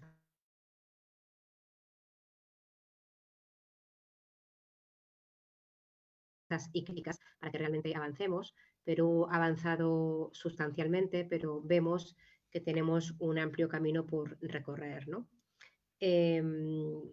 Como saben, existen los hallazgos en relación a los adolescentes privados de libertad preocupantes, ya hemos hablado de ellos suficientemente durante la sesión, ¿no? Sobre alimento, agua insuficiente, agresiones, restricciones en la comunicación, objeto de revisiones íntimas, superpoblación, etc. Nos preocupa mucho la situación, sobre todo nos preocupa mucho el enfoque, ¿no? Porque si todos tenemos claridad en que la privación de libertad debería ser el último recurso, vemos con preocupación que en Perú todavía este cambio de enfoque no está suficientemente asentado. Entonces, las medidas que tienen que tener un carácter profundamente socioeducativo terminan siendo con un carácter punitivo, ¿no? Que es un paradigma previo a la Convención, donde no se reconoce a los chicos y a las chicas como sujetos de derecho, ¿no? Sabemos que eso está cambiando, como digo, hay avances, pero el ritmo de los avances no está siendo suficiente para un país de la talla de Perú. Eso es lo que estamos pensando, ¿no? También hay otros temas que nos parecen importantes, por ejemplo, solo de los 9 centros juveniles que existen, solo hay uno ubicado en Lima que sea para adolescentes mujeres, lo cual hace que haya traslados desde todo el país de mujeres que quedan desarraigadas, chicas que quedan desarraigadas porque tienen que ir a Lima, y nos parece que eso es un tema también que merece suficiente atención. Respecto a los hallazgos relacionados con los centros de protección, cabe recordar que también los estados deben velar porque los niños no sean retenidos en lugares distintos a los previstos para cumplir la orden judicial, ¿no? La legislación peruana todavía no regula los centros de protección de la Policía Nacional como lugares de detención para adolescentes investigados, y hay ahí un terreno que todavía amerita arreglarse, ¿no? Desde hace mucho tiempo se está abogando por una especialización de los sistemas y por tanto una mirada integral, y esto es un tema que tenemos que terminar de resolver, ¿no? En cuanto a los centros de protección, yo creo que es en cuanto a los centros de acogida residencial, los hallazgos que vemos también, ¿no? Que se han ido comentando en algunas de las ponencias anteriores, que tienen que ver con equipamiento, infraestructura, sobrepoblación, agresiones, inexistencia de mecanismos de monitoreo y seguimiento para la atención de quejas, restricción de comunicaciones.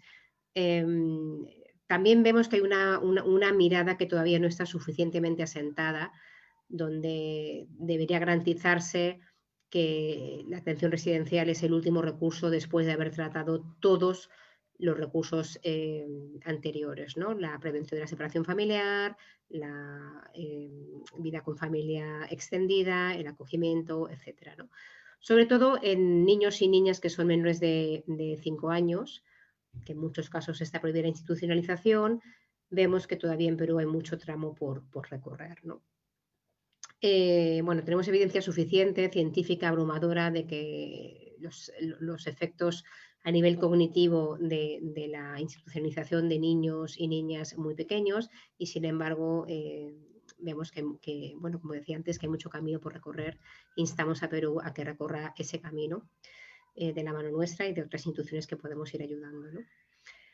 Estamos claros que la desinstitucionalización de niños y niñas es un imperativo ético, es un mandato de derechos humanos y es una medida urgente para lograr un modelo de desarrollo donde ningún niño y niña quede atrás, ¿no?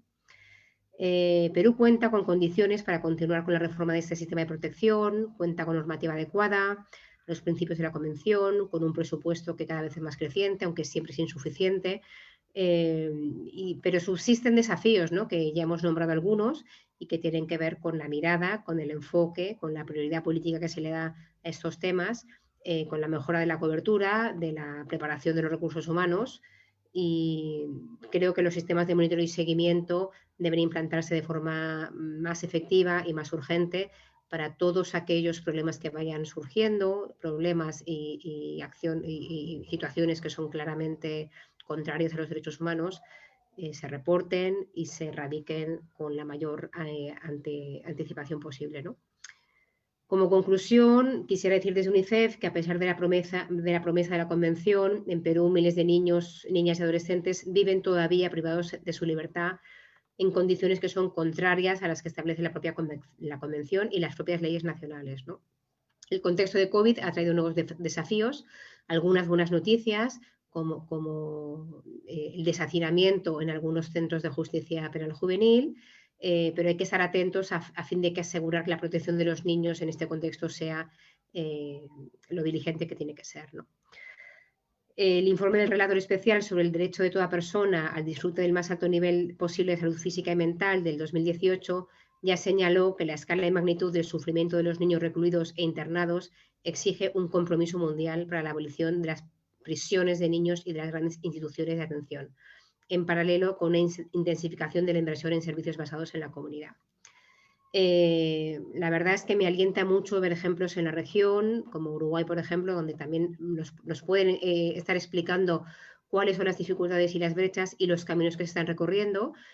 Personalmente y desde UNICEF pensamos que Perú está más que preparado para acelerar los progresos que estamos viendo y urgimos a que realmente haga los esfuerzos necesarios para erradicar toda la situación que tenga que ver con maltrato o tortura en estos centros. Muchas gracias. Muchas gracias, Ana. Muchas gracias a todas y todos nuestros expositores por sus interesantes intervenciones y a ustedes también por participar de este espacio. Ahora vamos a pasar a una ronda de preguntas que se han formulado para nuestros panelistas. Cada una de las personas, de los expositores de las expositoras en realidad, va a tener 4 minutos para responder. La primera pregunta va para la doctora Nora Sveas y es la siguiente. ¿Qué medidas cree usted deben tomar las instituciones del Estado para brindar una efectiva atención psicológica a las niñas, niños y adolescentes privados de la libertad que han sido víctimas de tortura o de malos tratos? Adelante, doctora. Okay. Es una larga y muy importante pregunta. Voy a contestar bastante. Yo creo que en primer lugar lo que necesitan ellos es un lugar de seguridad, donde sienten seguro y donde sienten cuidado por otras personas en quien pueden confiar. Yo creo que una vida o un tipo de institución o lugar donde se pueden estar es lo más importante en primer lugar. Después viene el tratamiento como un parte de esta situación. Pero ofrecer terapias psicológicas sin ofrecer al mismo tiempo un tipo de base seguro donde puedan vivir y dormir y comer es muy difícil. Entonces yo creo que es un modelo combinado de ofrecer un lugar donde es predictible y seguro y además un tipo de seguimiento psicológico. Y a mí fue muy triste leer en el informe que había psicólogos que también amenazaban a los jóvenes dentro de los centros. Y eso es totalmente contrario de lo que podemos pensar. Es importante preparar también psicólogos para trabajar con este grupo en una forma lo mejor posible. Gracias. Muchísimas gracias, Nora. La siguiente pregunta es para Ana de Mendoza y es la siguiente.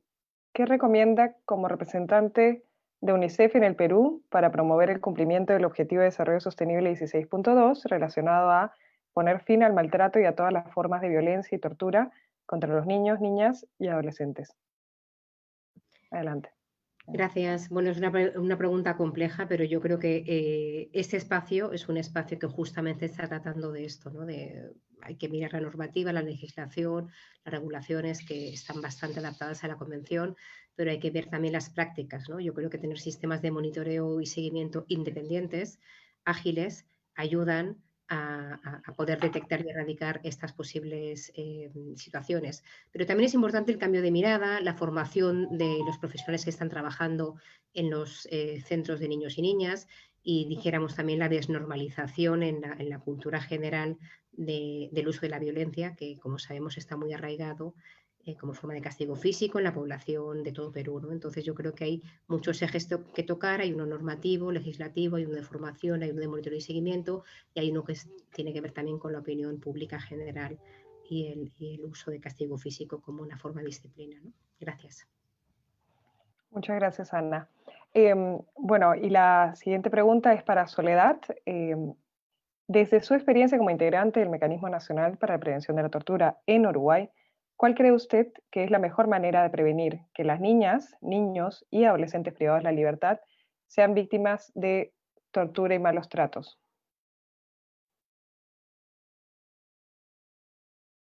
Adelante. Sí.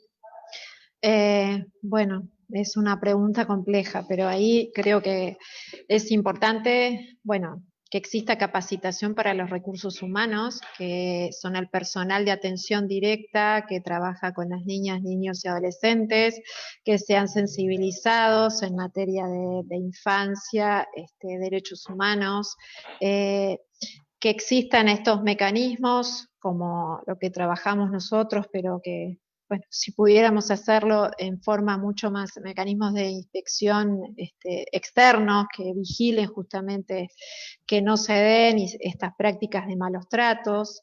Pero bueno, hace falta sí un trabajo profundo y un acuerdo con las autoridades, porque la verdad que lo preocupante del sistema de protección, además de algunas cuestiones de infraestructura que quizás no son tan graves como las que identificamos en el informe del MNP de Perú, es precisamente la existencia de la violencia institucional instalada, de los malos tratos, que es como una moneda corriente en los centros de protección donde viven estas niñas, niños y adolescentes. Entonces quizás espacios de capacitación obligatorios y supervisiones que desde el organismo, que el INAU, que es el rector en las políticas de infancia, quizás no son más supervisiones administrativas que técnicas, deberían ser más técnicas, y bueno, mucho más cercanas a la atención a los chiquilines y quizás contando también con su voz.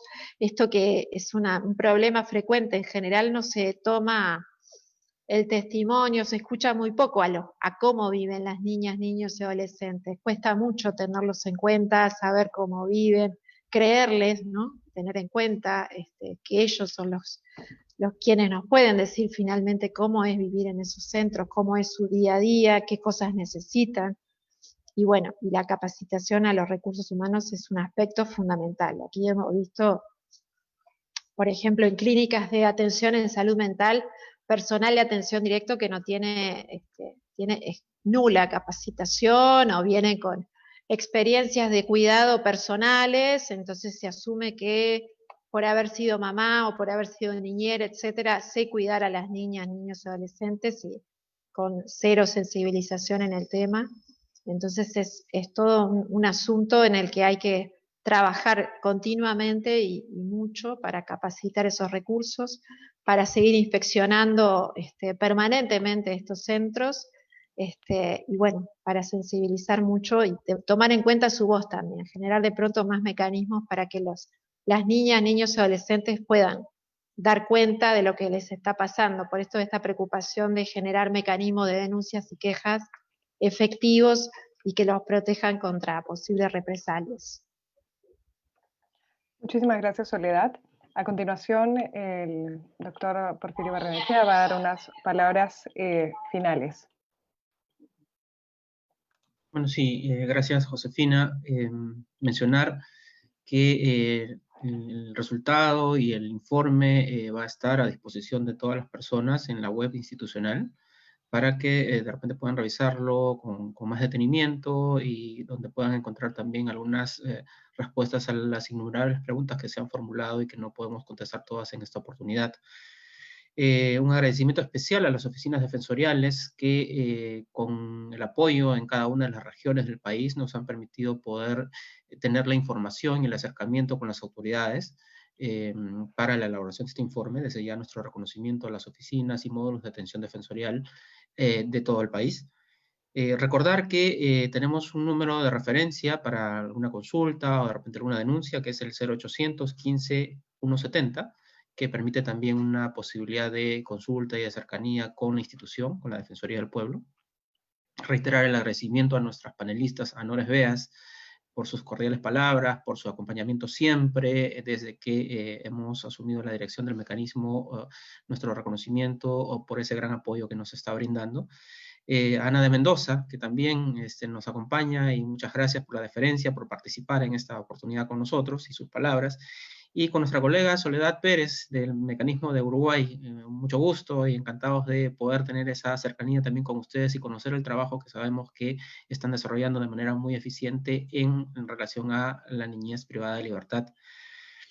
No quisiera dejar pasar el agradecimiento a nuestra moderadora, que desde el Reino Unido también nos está acompañando con ese compromiso con la institución y con el mecanismo. Desde ya un reconocimiento también para Josefina y para todo el equipo del Mecanismo de Prevención de la Tortura, ¿no? Cecilia efectivamente ha estado a cargo de esta investigación, pero también los colegas, los comisionados, comisionadas, consultores, personal de apoyo, los colaboradores, todos han colaborado y han ayudado para que se pueda hacer una presentación como la de hoy. Desde ya el reconocimiento para todos ellos y en general para todos mis colegas de la Defensoría del Pueblo. Un agradecimiento para todas las personas que nos han seguido desde las 11 de la mañana de hoy día y ya estamos por culminar el evento y bueno, gracias nuevamente, esperemos poder estar presentando algún otro informe en los próximos días y muy reconocidos por su participación. Muy buenas tardes. Muchas gracias. Muchas gracias. Buenas tardes.